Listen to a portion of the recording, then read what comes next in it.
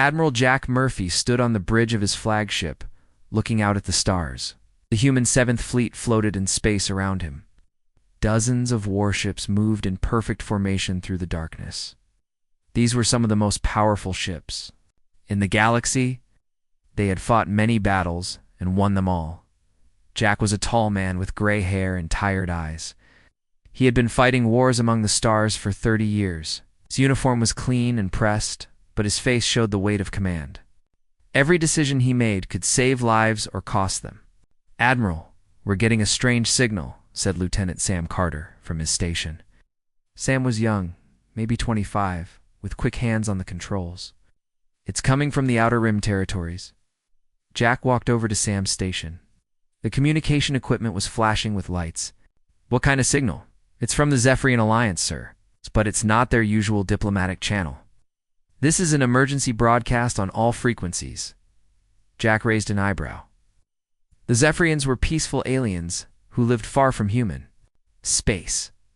They had 6 different species in their alliance, were smart and had good technology, but they never wanted to fight anyone. Most humans thought they were too soft. "Put it on the main screen," Jack ordered. The front screen of the bridge flickered to life. A blue-skinned alien appeared. His face was long and thin, with large dark eyes. His voice was shaking with fear. "To all who can hear this message," the alien said, "I am Elder Keenth of the Zephyrian Alliance. We are facing complete destruction. An ancient enemy has awakened. They call themselves the Devourers. They are killing everything in their path." Jack felt his stomach tighten. He had never seen a Zephyrian look scared before. They were always calm and controlled. The message continued. "Our worlds are falling one by one. We have tried everything. Our shields cannot stop them. Our weapons do nothing to their ships. We have 3 months left, maybe less, before our entire civilization is gone forever." Commander Lisa Stone walked up beside Jack. She was the captain of the USS Dakota, one of the fleet's best ships. Lisa was smart and tough, with short brown hair and sharp green eyes. "This doesn't sound like their usual problems," she said quietly. On the screen, Elder Keenth looked directly at them. "We know humans have a reputation for war. We know you fight when others run. We are asking for your help. We will give you everything we have, our technology, our star charts, our territories. Please, save us from extinction." The message ended. The bridge was quiet for a moment. "Sir, should I respond?" Sam asked. "Not yet," Jack said. He turned to his officers. "Get me Dr. Alex Grant and call a meeting in the conference room. I'll senior staff." 20 minutes later, Jack sat at a long table with his top officers. Dr. Grant was there too. He was the fleet's science officer, a thin man with messy hair who knew more about aliens than anyone else in human space. "What do we know about these Devourers?" Jack asked. Dr. Grant shook his head. "Nothing. I've never heard that name before. Zephyrians have been around for thousands of years. If something scares them this much, it must be very dangerous." "Could be a trick," said Captain Ryan Bell. He was in charge of the Special Forces. Ryan was short and muscular, with scars on his hands from old battles. "Maybe they want us to waste our ships on some local problem." Lisa shook her head. "Did you see that alien's face? That was real fear. The Zephyrians don't lie about things like this. Even if it's real, why should we care?" asked Commander Nick Davis. He was young and aggressive, always ready for a fight. "They've never helped us with anything. I think we're too violent." Jack looked around the table. "Because if something can destroy the Zephyrians this easily, what happens when it comes for us?" That made everyone quiet. The Zephyrians were not weak. They had good ships and smart people. If they couldn't fight these Devourers, it was bad. News for everyone. "I want long-range scouts sent out immediately," Jack ordered. "Get me eyes on whatever is happening out there. I need real information before I make any decisions." "Sir," said Lisa, "even if we wanted to help, we're talking about the Outer Rim. That's weeks of travel time. By the time we get there, ... "I know," Jack said. "That's why we need to decide fast." The meeting broke up. Officers went back to their ships to prepare. Jack stayed in the conference room with Dr. Grant. "What's your gut feeling, Alex?" Jack asked. Dr. Grant was quiet for a moment. The Zephyrians are proud people. For them to ask humans for help means they're desperate. Desperate. And if we ignore this, then we might be next. The galaxy is connected, Jack. What happens in one place affects everywhere else. 2 days later, the scouts came back. Sam called Jack to the bridge immediately. The young officer looked pale and shaken. "You need to see this, sir," Sam said. The main screen showed a recording from one of the scout ships. It was footage of a star system Jack had visited before. There had been 3 planets there, with cities and farms and millions of people. Now there was nothing. Just empty space where the planets used to be. No wreckage, no debris, nothing at all. "How is that possible?" Jack asked. Dr. Grant was studying the readings. According to the sensors, something consumed the entire system. The planets, the moons, even the asteroids. All the matter is just gone. Another recording played. This one showed huge ships moving through space. They were black and strange-looking, like they were grown instead of built. Each one was the size of a city. There were hundreds of them. "These are the Devourers," Dr. Grant said. "This is what they do." Jack watched the screen for a long time. He thought about the Zephyrians, scared and running for their lives. He thought about those empty star systems. He thought about what would happen if these things kept coming. Finally, he turned to his communications officer. "Sam, send a message to Fleet Command. Tell them we're moving to help the Zephyrian Alliance. Full battle readiness." "Sir, shouldn't we wait for orders?" Sam asked. Jack looked at the empty space on the screen again. "By the time orders come through, there might not be anyone left to save. We're going now." Lisa smiled. "About time. When do we leave?" "Immediately. Signal all ships to prepare for jump to hyperspace.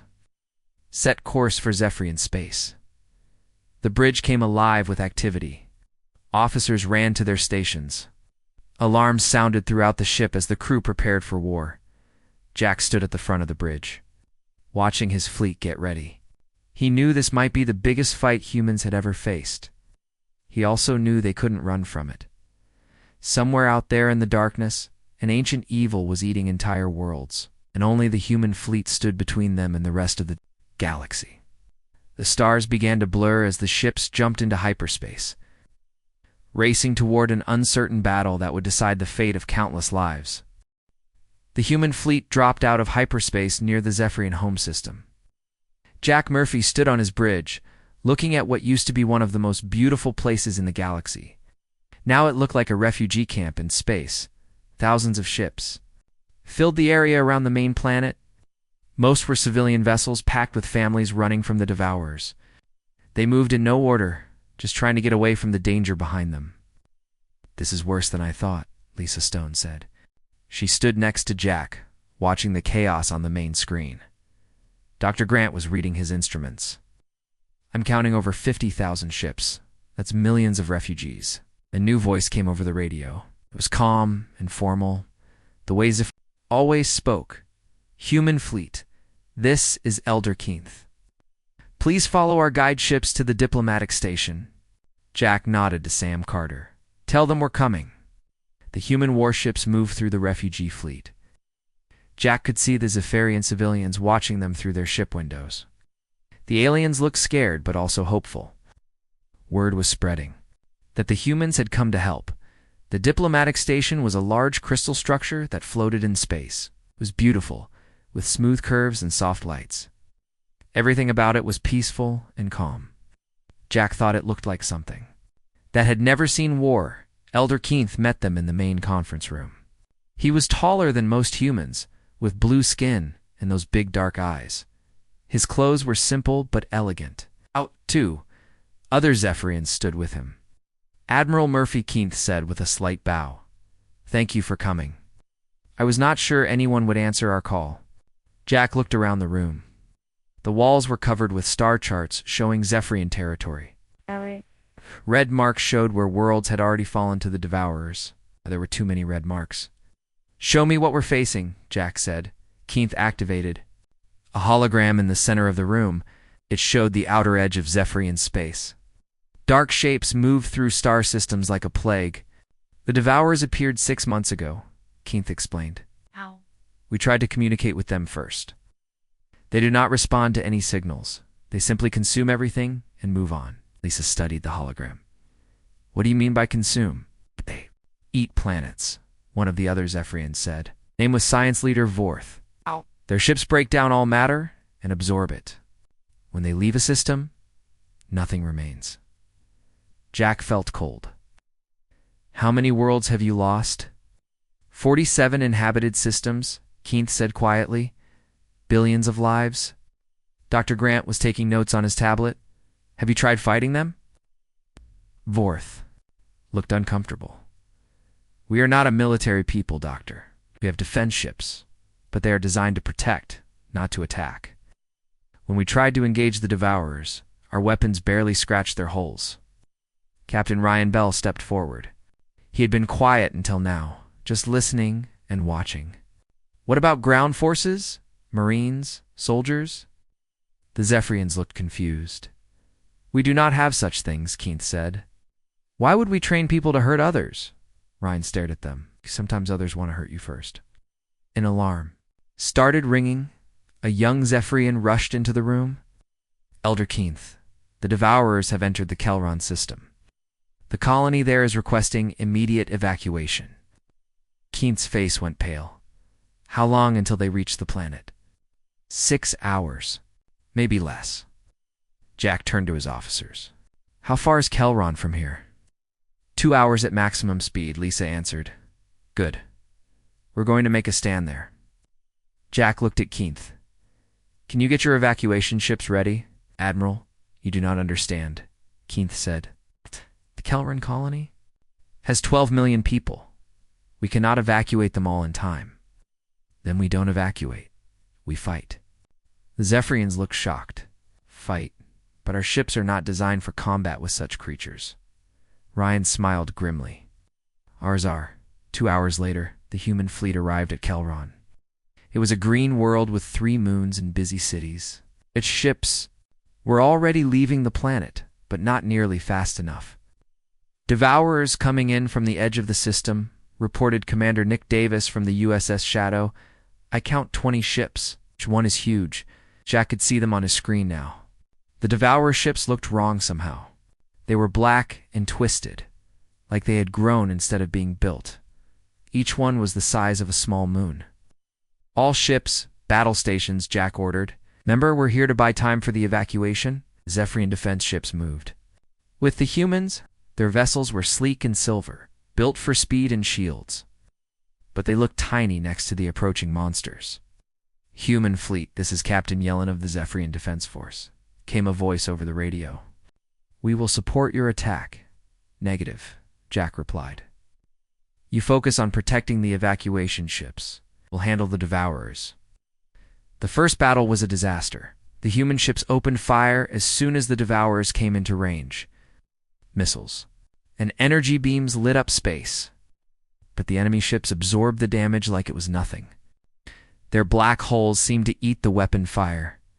Meanwhile, the Zephyrian ships tried to disable the Devourers with stunning weapons. They wanted to stop the enemy without destroying them. It was like trying to stop a hurricane with a gentle breeze. Our weapons aren't working, Lisa called over the radio. Her ship was taking heavy damage from Devourer return fire. The enemy weapons were unlike anything the humans had seen. They fired beams that seemed to dissolve whatever they touched. When they hit a ship, pieces of it simply vanished. Fall back, Jack ordered. Regroup at the third moon. The human ships retreated, but they had lost 2 destroyers already. The Zephyrians lost 3 ships trying to rescue human survivors in the temporary safety behind the moon. Jack met with his officers and the Zephyrian captains. Everyone looked shaken. Our tactics aren't working, Lisa said. We're fighting this like a normal space battle, but these things aren't normal. Dr. Grant was studying readings from the battle, detecting something strange about the Devourer. Ships, they're not completely artificial. There are biological components mixed with the machinery. Captain Yelna the Zephyrian spoke up. Biological? You mean they're alive? Partly. It's like someone took living tissue and combined it with technology. Keith looked troubled. If they are alive, then we cannot simply destroy them. All life is sacred. Ryan slammed his hand on the table. Those things just ate 2 of our ships. They're trying to consume an entire planet. How is that sacred? Violence only creates more violence, Keith replied calmly. There must be another way. Yeah, there is, Ryan shot back. We blow them to pieces before they eat anyone else. Jack could see this was going nowhere. The humans and Zephyrians thought too differently about war and killing. Dr. Grant cleared his throat. Actually, there might be a middle ground here. If these ships are biomechanical, they might have a controlling intelligence, like a hive mind. Does that mean? Yeln asked. It means they're not really alive in the way we think about it. They're more like biological machines. Stopping them wouldn't be murder. It would be like shutting down a computer. Keith considered this. If they are not truly alive, but rather corrupted technology, then we can fight them without violating your beliefs, Lisa finished. A new alarm sounded. The Devourers were moving around the moon, heading straight for the planet. All right, we try this again, Jack said. But this time we work together. Zephyrian ships use your technology to find weak spots. Human ships hit those spots with everything we have. The second battle went better. The Zephyrian sensors were much more advanced than human equipment. They could see inside the Devourer ships and find the important parts.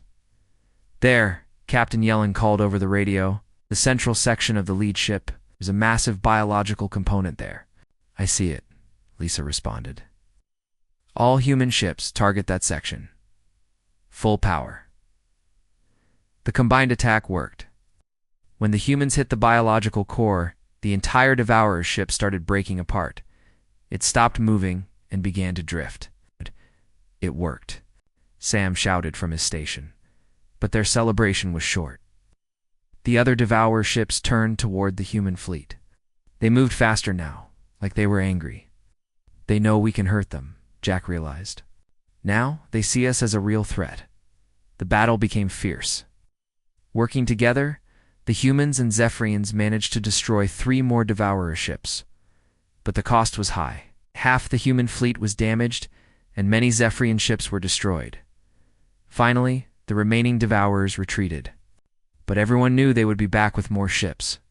On the surface of Kelran, the evacuation continued. Millions of people were safe, but millions more were still on the planet. In the aftermath, Jack met with Keith again. Tired. Your people fight well, Keith said. I was wrong about humans. You are not just violent, you are protective. And your people are not just weak, Jack replied. Your technology and tactics saved lives today. Keith nodded slowly. Perhaps we can learn from each other. But I fear this was only the beginning. The main Devourer fleet is still coming. Jack looked out at his damaged ships. Then we better get ready, because next time there will be a lot more of them. Doctor. Grant approached with new readings. Admiral, I've been studying the wreckage. What we fought today was just a scouting force. The real fleet is massive. We're talking about thousands of ships. Jack felt his stomach drop. If 20 ships had been this hard to fight, what would they do against thousands? How long do we have? He asked. Based on their movement speed, maybe 2 weeks before they reach the core Zephyrian worlds. Jacquet looked at the refugee ships still fleeing through space. Then he looked at his own battle-damaged fleet. 2 weeks to prepare for the fight of their lives. All right, he said. Let's get to work. Admiral Pete Johnson arrived with the human reinforcement fleet 3 days after the battle at Kelran. His ships were fresh and undamaged, carrying supplies and new weapons. Pete was an old friend of Jack Murphy, but he looked worried as he stepped onto the flagship. Jack, what the hell have you gotten us into? Pete asked as they walked through the corridors. Command is going crazy back home. They want to know why you're starting a war with unknown aliens. Jack led him to the conference room where Dr. Grant was studying pieces of destroyed Devourer ships. Come see for yourself. The wreckage was spread out on examination tables. Looked like metal and flesh mixed together in impossible ways. Cables that pulsed like blood vessels ran through mechanical parts. The whole thing had a sick, wrong feeling to it. What am I looking at? Pete asked. Dr. Grant looked up from his microscope. The most disturbing thing I've ever seen. This isn't just biomechanical technology. It's a complete fusion of living tissue and artificial systems. Dr. Emma White, the new archaeologist who came with Pete's fleet, was examining older pieces. She was a small woman with thick glasses and quick hands. I've seen something like this before. In ruins on dead worlds. Everyone turned to look at her. What do you mean? Jack asked. Emma pulled out her tablet and showed them pictures of ancient carvings. These are from a planet called Zarian Prime. The whole world was dead when we found it, but the ruins told a story. They warned about something called the Great Hunger. She swiped 2 more pictures. The carvings showed creatures that looked very much like the Devourer ships. According to these records, the Great Hunger appears every 50,000 years, consumes entire regions of the galaxy, then disappears again. Captain Amy Ross, the intelligence officer from Pete's fleet, was taking notes. Are you saying this has happened before? Many times, Emma said. I've found similar warnings on 12 different dead worlds, always the same story. Advanced civilizations that suddenly vanished, leaving only warnings about creatures that eat everything. Jack felt a chill run down his spine.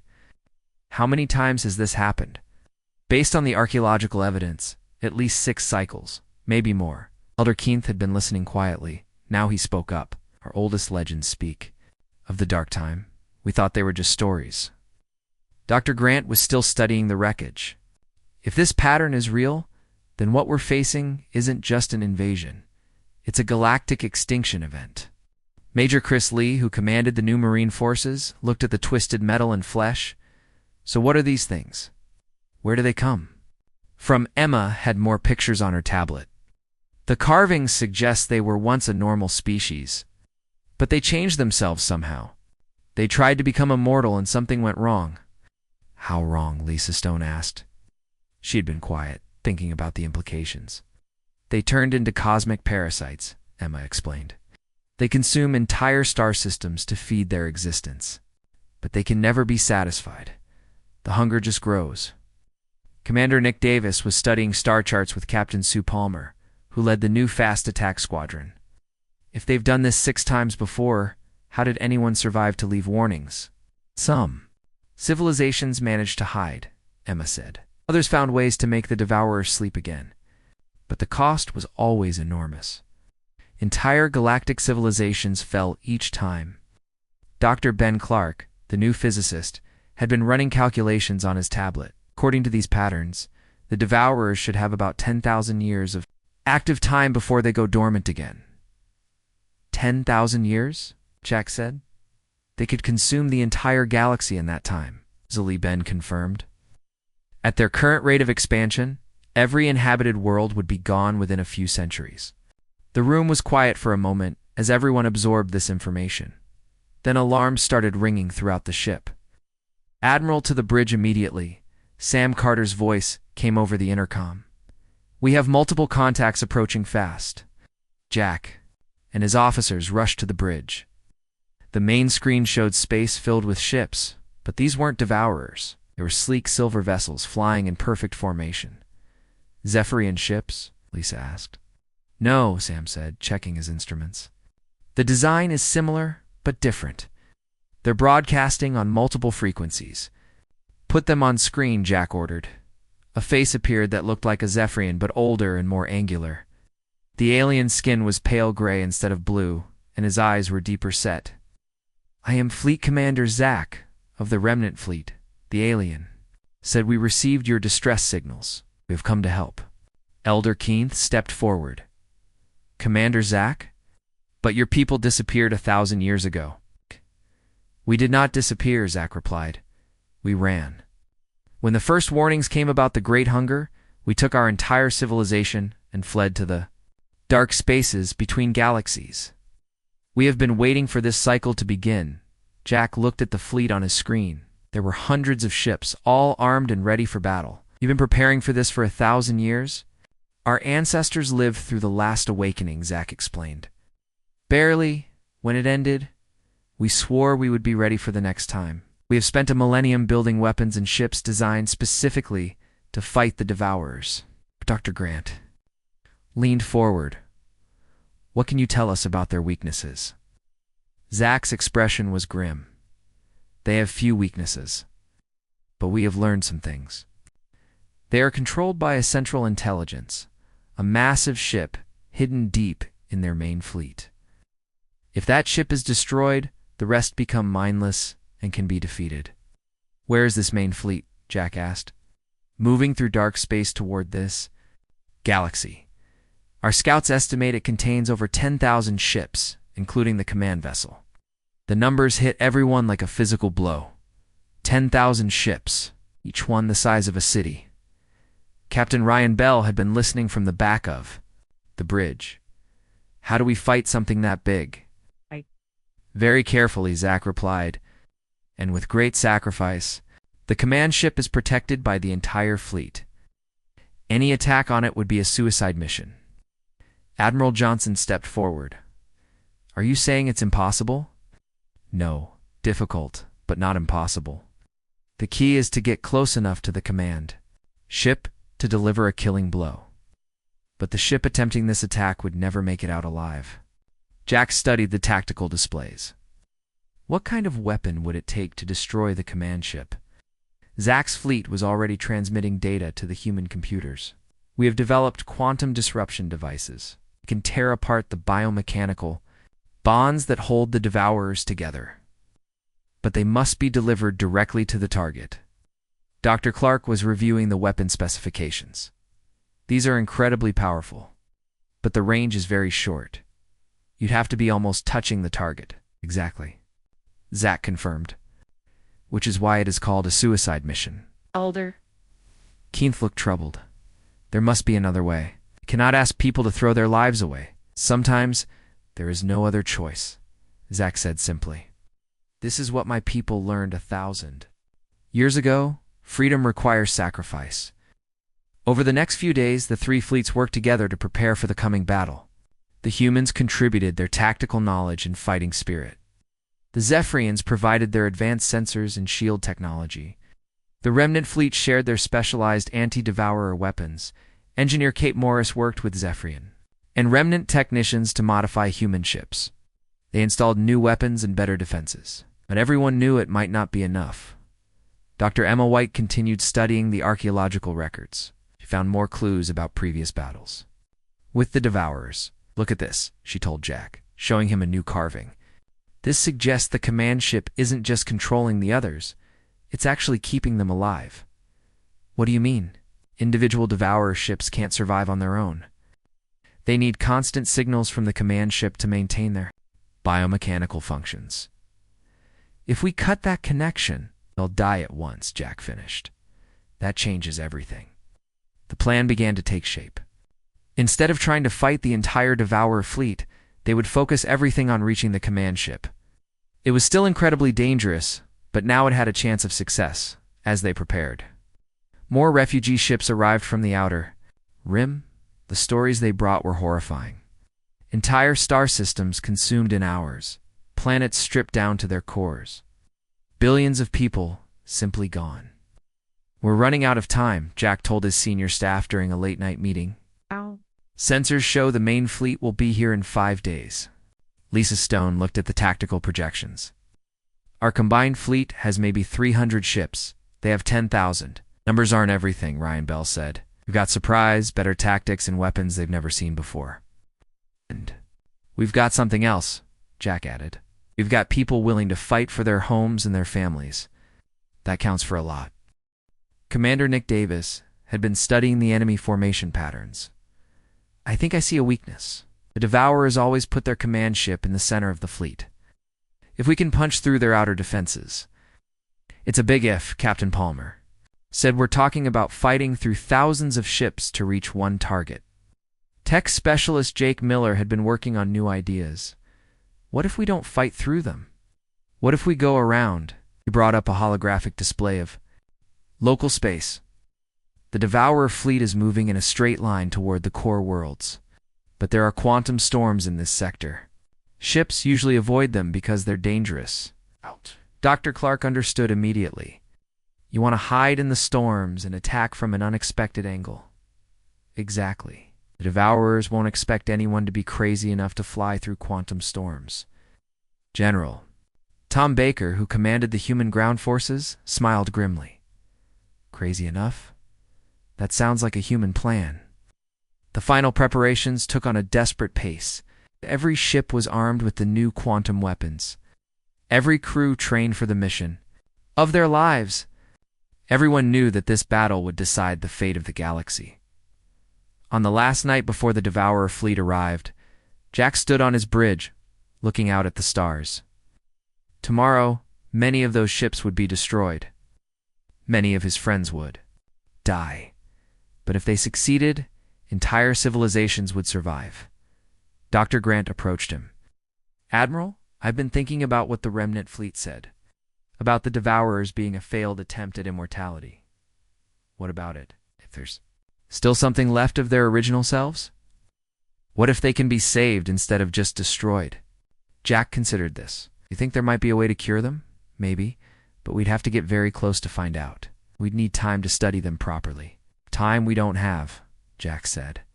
Tomorrow we fight for survival. After we win, then we can think about redemption. In the distance, space began to flicker with strange lights. The Devourer fleet was coming out of hyperspace at the edge of the system. The final battle was about to begin. The Devourer fleet filled space, like a disease spreading across the stars. Jack Murphy stood on his bridge, watching the enemy ships emerge from hyperspace. Each one was huge and wrong-looking, covered in the twisted metal and flesh he had come to hate. Final count, sir, Sam Carter reported. 11,400 ships. The command vessel is in the center, just like Commander Zack predicted. Jack nodded. Through his telescope, he could see the command ship. It was massive, easily 10 times larger than the biggest human vessel. It pulsed with sickly light, and smaller ships moved around it like antibodies protecting a virus. All fleet. Commanders, this is Admiral Murphy, Jack said into his communicator. Operation Spearpoint is a go. Remember, everything depends on reaching that command ship. The plan was simple but insane. The combined human, Zephyrian, and remnant fleets would split into 3 groups. 2 groups would attack the edges of the Devourer formation, drawing their attention. The 3rd group, led by Jack himself, would punch straight through the center toward the command ship. Sir Lisa Stone called from the USS Dakota. Are you sure you should be leading the spear point? If something happens to you... ...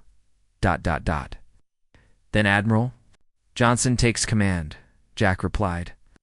But I'm not sending anyone on a mission I wouldn't do myself. The strike force consisted of 12 specially modified destroyers, packed with the new quantum weapons. Each ship carried a small crew of volunteers. Everyone knew it was probably a one-way trip. General Tom Baker's voice came over the radio from his transport ship. Marines are ready for boarding action, Admiral. If we can get close to that command ship, we'll take it apart from the inside. Specialist Jake Miller was on Jack's flagship, monitoring the modified systems. All quantum weapons are charged and ready. The new shield modifications should get us through their outer defenses. Dr. Jill Evans, the fleet medical officer, was also on board. She had insisted on coming, saying the mission might need someone who understood alien biology. All ships begin approach, Jack ordered. The 3 fleets moved toward the Devourer formation. Space lit up with weapon fire as the battle began. The diversionary attacks worked perfectly. Thousands of Devourer ships turned to meet the threats. At their flanks, but that still left hundreds guarding the center. Here we go, Jack muttered, as his strike force accelerated toward the enemy line. The Devourers opened fire immediately. Their dissolving beams reached out like hungry fingers trying to tear the human ships apart, up with the new shields held, at least for now. First line of defenders coming up, reported Lieutenant Andy Harris from the USS Falcon. He was young, maybe 22, but he flew like he had been born in space. All ships, evasive maneuvers, Jack ordered. Don't make it easy. For them, the human ships danced through space, dodging the enemy fire. Their smaller size and better engines gave them an advantage in close combat. But there were so many DEVO Rets. Commander Beth Taylor, Jack's second-in-command, was coordinating the attack from her position on the bridge. 2 ships down, the USS Phoenix and the USS Storm. No survivors. Jack felt each loss like a punch to the gut, but he couldn't stop now. Continue the attack. Target their weapon systems. The quantum weapons worked better than anyone had hoped. When they hit a Devourer ship, the biomechanical bonds that held it together simply came apart. Entire vessels collapsed in on themselves, becoming clouds of dead tissue and twisted metal. "It's working," Jake called out. "We're punching through." Their line, but the Devourers were adapting. The ships behind the first line began changing their formation, creating overlapping fields of fire. It became much harder to dodge their attacks. "We're taking heavy damage," Beth reported. "Shields are down to 40%. Chief Roy Adams, the senior enlisted man on the bridge, was managing damage control. "Hull breaches on decks 4 and 7. We've lost our secondary weapons." More ships fell. The USS Liberty exploded in a ball of fire. The USS Courage limped away with most of its crew dead. But the remaining ships kept pushing forward. "There," Dr. Evans called out suddenly. "I'm detecting something strange from the command ship." Jack looked at her readings. "What is it?" "The biomechanical signature is different from the other ships, more complex. And there's something else, ... It almost looks like neural activity. Brainwaves. You think there's still something alive in there? Not alive exactly, but not completely dead either. It's like the original consciousness is trapped inside the machinery." Jack filed this information away for later. Right now, he had to focus. On reaching the target, the second line of Devourer defenders was even stronger than the first. These ships were bigger and more heavily armed. They formed a wall of death between the humans and their goal. "We can't break through," Beth reported. "There are too many of them." Jack looked at his tactical display. Only 6 ships left from his original 12. The command vessel was still kilometers away. It's protected by dozens of enemy ships. That's when Lieutenant Harris made his decision. "Admiral, this is the Falcon." Andy's voice came over the radio. "I'm going to ram the lead defender. It might create a gap for the rest of you." "Negative, Harris. Find another way." "There is no other way, sir. Tell my mom I died fighting for something important." Before anyone could stop him, Andy's ship accelerated straight toward the largest Devourer vessel. The USS Falcon slammed into the enemy ship at full speed, both vessels exploding in a massive fireball. The explosion created exactly the gap Jack needed. All ships through the breach. Now, remaining 5 ships raced through the hole in the enemy line. Devourer's ships turned to follow them, but they were too slow. The humans had broken through to the command ship. Up close, it was even more horrifying than Jack had imagined.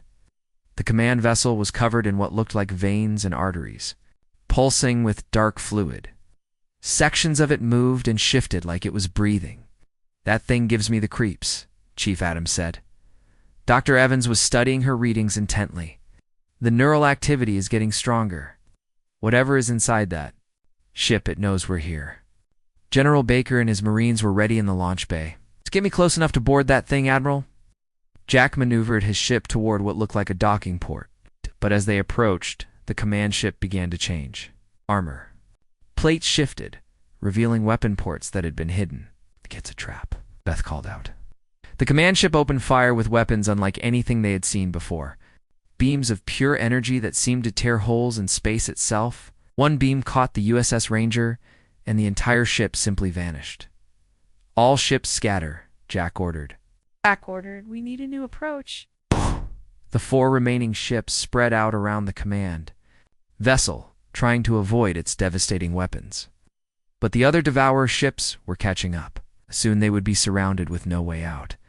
That's when Dr. Evans made her discovery. "Admiral, I think I know what's happening," she said, studying her instruments. "The consciousness inside the command ship isn't controlling the other Devourers by choice. It's being forced to do it." "What do you mean?" "The biomechanical systems are like a prison. The original alien mind is trapped inside, forced to command the fleet against its will." Jake looked up from his engineering station. "So if we could free it somehow, ... the whole fleet might stop attacking." Evans finished. But we'd need to get inside the ship to do it.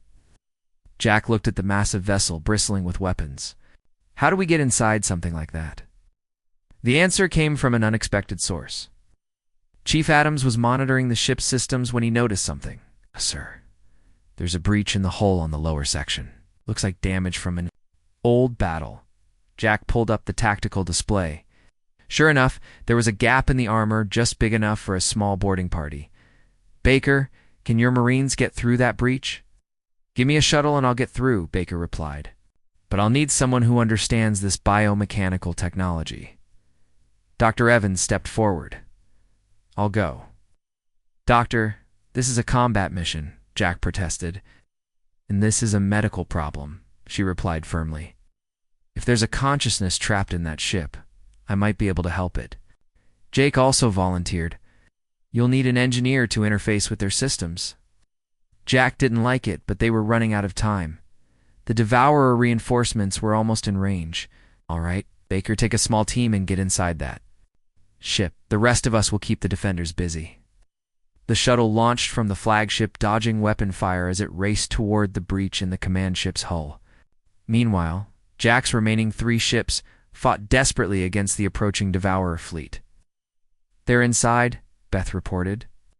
Now, we just have to stay alive long enough for them to do whatever they're going to do. The USS Thunder took a direct hit and broke apart. The USS Steel managed to ram one of the Devourer ships before it was destroyed. Soon, only Jack's flagship remained, damaged and surrounded. Inside the command ship, Baker's team was making their way through corridors. That looked more like the inside of a living body than a spaceship. The walls pulsed and moved around them. This is the most disgusting thing I've ever seen, one of the Marines said. Dr. Evans was taking readings as they moved. The neural activity is much stronger here. We're getting close to the central consciousness. They found it in a vast chamber at the heart of the ship, a massive brain, easily the size of a house, suspended in a tank of glowing fluid. Cables and tubes connected it to machinery that stretched in all directions. My God, Evans whispered. It's still alive. It's fair after all these thousands of years. Jake was studying the machinery. These systems are incredibly complex. It would take me hours to figure out how to disconnect them safely. We don't have hours, Baker said. The Admiral's ship won't last much longer. That's when the brain began to communicate. Not with words, but with images and emotions projected directly into their minds. They saw the story of an ancient civilization that had tried to achieve immortality by merging their consciousness with machines. They saw how the process had gone wrong, trapping them in bodies that craved only consumption and destruction. The consciousness was begging them to end its suffering. Dr. Evans approached the tank carefully. I understand, she said aloud. You want us to free you? The response was immediate and grateful. Okay. The brain showed them exactly what to do. Jake worked frantically to disconnect the right systems while Evans monitored the consciousness to make sure they weren't causing more harm. Almost got it, Jake said. Just need to sever these final connections. On the bridge of his flagship, Jack watched as more Devourer ships closed in. His weapons were almost gone, his shields were failing, and his crew was exhausted. Admiral, Sam called out, something's happening to the enemy ships. Jack looked at his screen. The Devourer vessels had stopped moving. They were just floating in space, their weapons powering down. Then Jake's voice came over the radio from inside the command ship. We did it, Admiral. The consciousness is free. All around them, the massive Devourer fleet began to change. Biomechanical ships started breaking apart, but not violently. It was more like they were finally allowed to die naturally after thousands of years of unnatural life. But something else was happening too. As the consciousness was freed, it began to share its knowledge with the boarding team. Thousands of years of accumulated wisdom and technology flowed into their minds. Admiral Dr. Evans called, her voice filled with wonder. Civilization. They weren't evil. They were trying to save themselves from a natural disaster that destroyed their homeworld. The immortality process was meant to preserve their culture and knowledge. And now they can finally rest, Jake added, as the last of the Devourer ships came apart. Space became quiet. The great threat that had terrorized the galaxy for thousands of years was finally over. But in the wreckage, something new was beginning. The freed consciousness had left behind a gift, technological knowledge, that could help rebuild everything the Devourers had destroyed. Jack's ship limped back toward the Allied fleet, carrying the survivors of the most important mission in galactic history. They had not just defeated an enemy, they had freed a tortured soul and gained the wisdom of an ancient civilization. The galaxy was safe. But more than that, it was about to become something better than it had ever been before. 6 months after the battle, Jack Murphy stood in his new office on the space station orbiting New Zephyr. Through the large windows, he could see construction ships working on rebuilding projects. Where once there had been fear and destruction, now there was hope and growth. A knock on his door interrupted his thoughts. "Come in," he called. Elder Keith entered, but he looked different now. The worry lines were gone from his face, and he moved with more confidence. Behind him came Dr. Emma White, carrying a thick folder of reports. Admiral Keith said with a slight bow, "We have the final assessment of the restoration projects." Emma set her folder on Jack's desk. "The results are better than we hoped. The knowledge left by the freed consciousness has allowed us to bring back 17 destroyed star systems so far." Jack opened the folder and looked at the pictures inside. Planets that had been consumed by the Devourers were green and blue. Again, with cities and farms where there had been nothing but empty space. "How is this possible?" Jack asked. "The ancient civilization had incredible technology," Emma explained. "It could rebuild matter at the molecular level. When the consciousness was freed, it gave us the instructions for using these tools." Jill Evans entered the office, looking excited. "Admiral, you need to see this. We've made contact with them." "With who?" "The restored consciousness?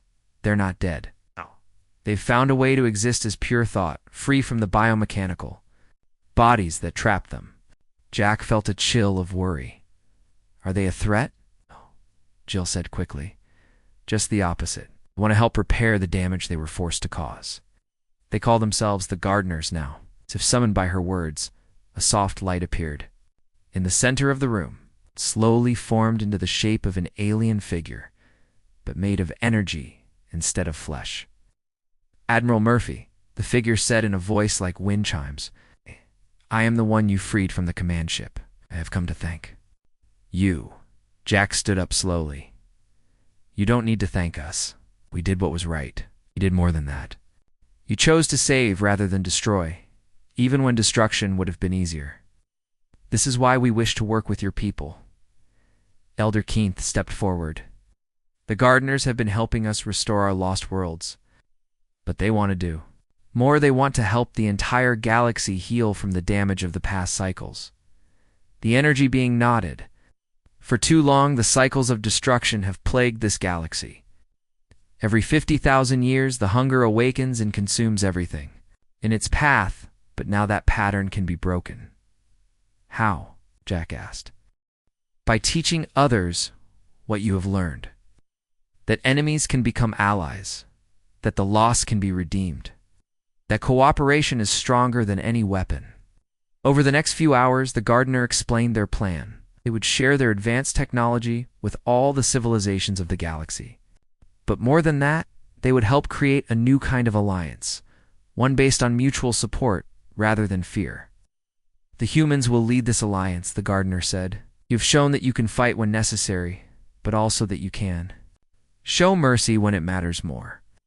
Jack felt the weight of responsibility. That's a big job. "Are you sure we're the right choice?" "You saved us when you could have destroyed us," the Gardener replied. "That proves you are exactly the right choice." Later that day, Jack walked through the rebuilt sections of the space station. Humans worked alongside Zephyrians and remnant fleet members, all sharing knowledge and resources. Children from different species played together in the parks that had been built in the station's central hub. He found Lisa Stone in the command center, coordinating the restoration fleets. She looked up as he approached. "How are the new ships? Coming along?" Jack asked. "Better than expected," Lisa replied. "The Gardener technology lets us build vessels that are both powerful and peaceful. Ships designed to explore and protect, not just to fight.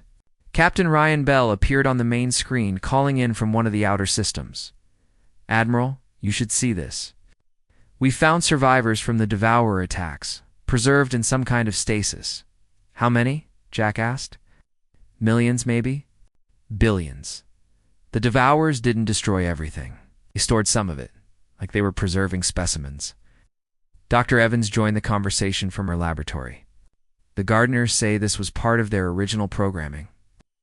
Even when corrupted, some part of them still wanted to preserve life rather than destroy it completely." Jack smiled. Even in their darkest hour, the ancient civilization had held. On to some hope for redemption, Commander Nick Davis came running into the command center. "Admiral, we're getting reports from the Outer Rim. 3 more civilizations have asked to join the Alliance." The Alliance had grown quickly. Word of the victory over the Devourers had spread throughout the galaxy. Species that had been hiding, in fear, were coming out to join the new Confederation. Chief Roy Adams, who had survived the final battle, was now helping to train the integrated crews.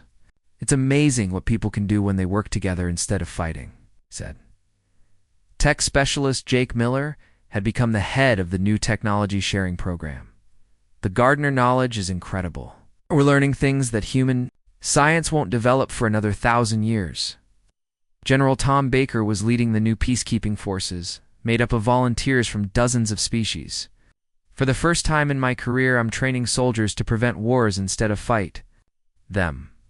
Engineer Kate Morris was working with teams from across the galaxy to build new types of ships and stations.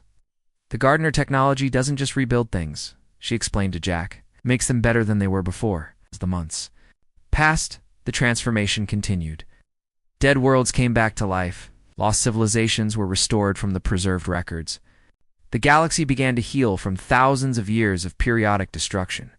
But the most important change was in how different species related to each other.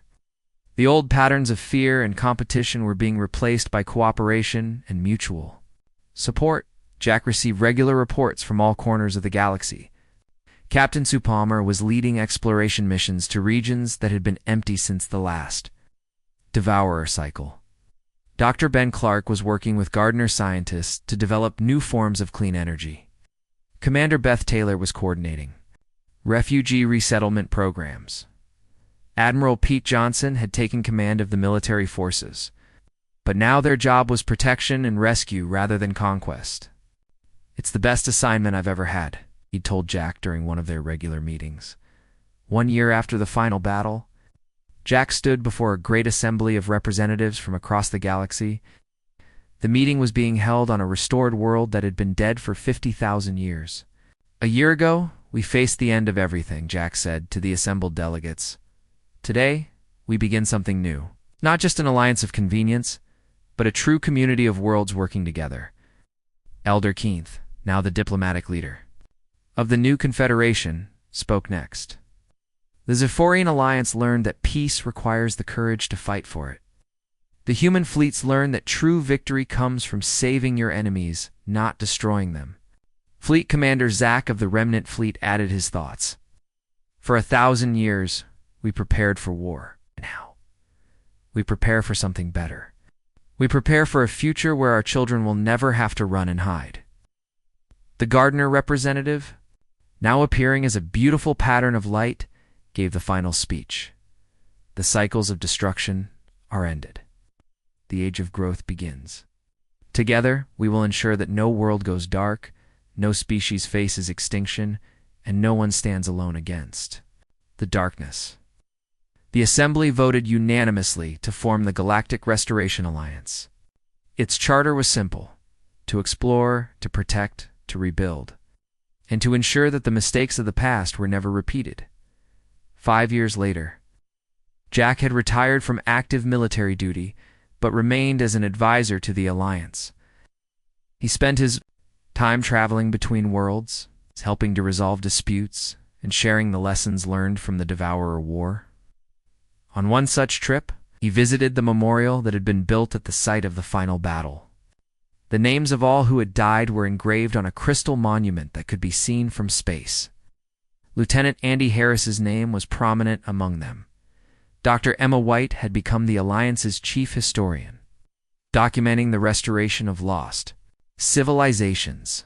"We've brought back over 300 species that were thought extinct," she told Jack as they stood before the memorial, "and we're just getting started."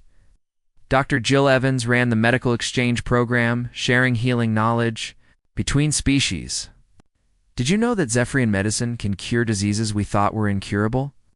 And human surgical techniques have saved millions of remnant fleet citizens?"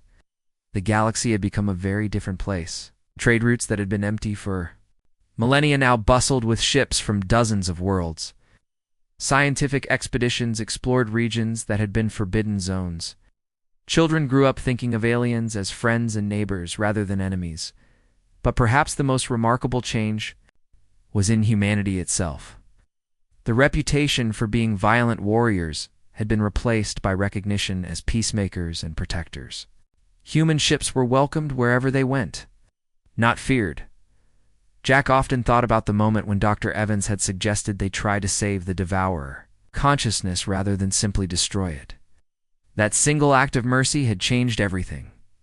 On his final day as an official advisor, Jack stood once again in his office, looking out at the busy space lanes around New Zephyr. Ships from hundreds of worlds moved in peaceful formation, carrying goods and people and ideas between the stars.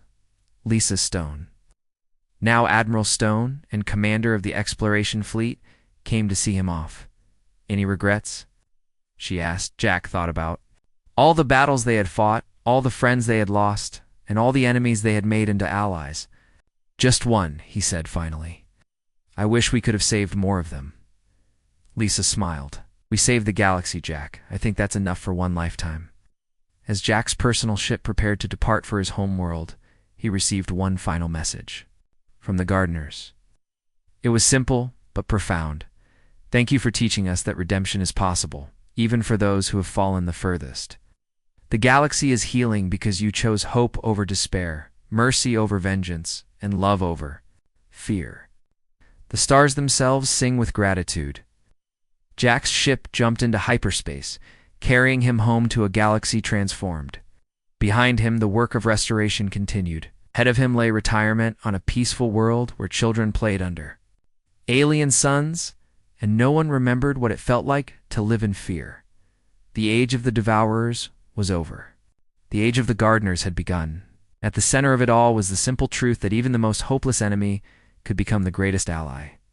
If someone was brave enough to offer them a chance at redemption, the galaxy was vast and full of wonders. And for the first time in 50,000 years, it was also safe.